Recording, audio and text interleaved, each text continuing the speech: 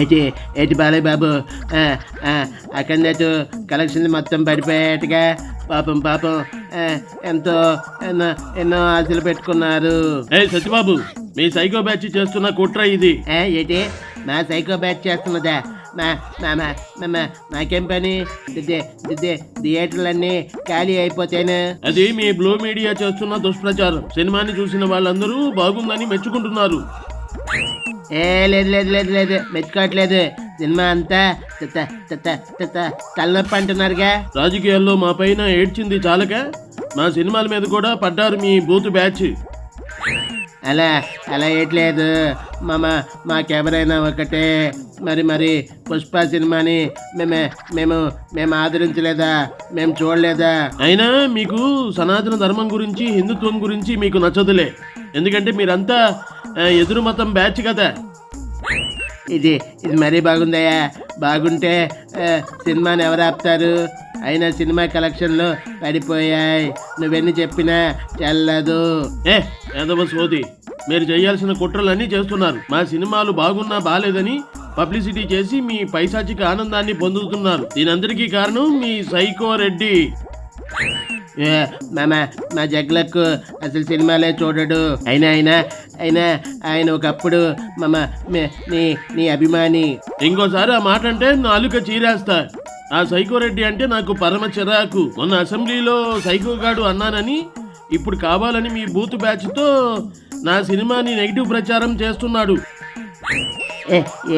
ఏదైతేనేమి మా జలగన్న ఆనందంగా ఉంటే అదే చాలు. ఆయన కళ్ళల్లో ఆనందం చూస్తూ ఉన్నాము. ఇంతకన్నా ఏటి కావాలి? నాకు మీ సంగతి అంతా తెలుసులే భయ్యా. మిమ్మల్ని ఎలా దెబ్బ కొట్టాలో కూడా తెలుసు. అప్పుడే అయిపోయింది అనుకోకండి. మీకు ముందుంది ముసళ్ళ పండగ. ముందుందిలే. ఇప్పుడైతే మాకే పండగ.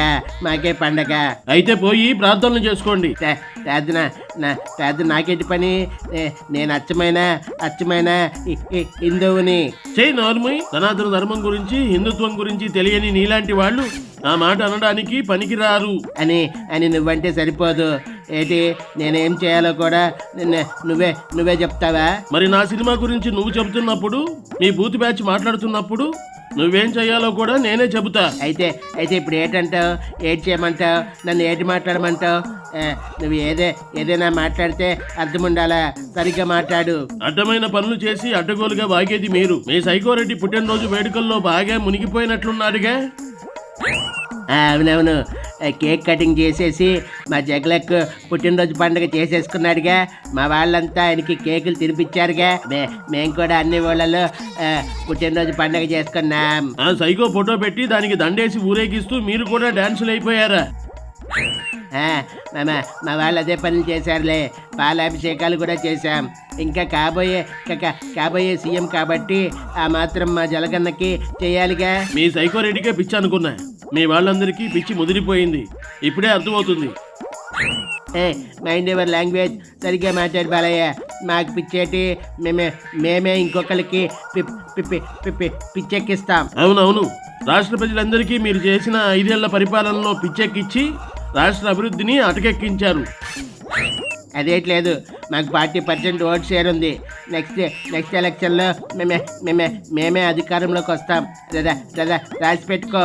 మా చిన్నబాబు ఆల్రెడీ మీ అందరి పేర్లు రెడ్ బుక్ లో రాసి పెట్టుకున్నాడు. నేను చెప్పేది ఏంటంటే, ఎలాగూ ఇప్పుడు మీ సైకోరెడ్డి పండగ అడవిలో ఉన్నాడు కాబట్టి మీరందరూ కూడా కన్నీటి ప్రార్థన చేయండి. ఏంటి కన్నీటి ప్రార్థన? మేమా? ఏం చేయాలి? ఎందుకు చేయాలి? మీ సైకోరెడ్డి పని అయిపోయింది కాబట్టి వచ్చే సంవత్సరం తనకి అచ్చొచ్చిన చెంచల్ కూడా జైలుకి వెళ్ళేలా మీ బూత్ బ్యాచ్ అంతా కలిసి మోకాళ్ళ ప్రార్థన చేయండి. God punish you all. Happy new year.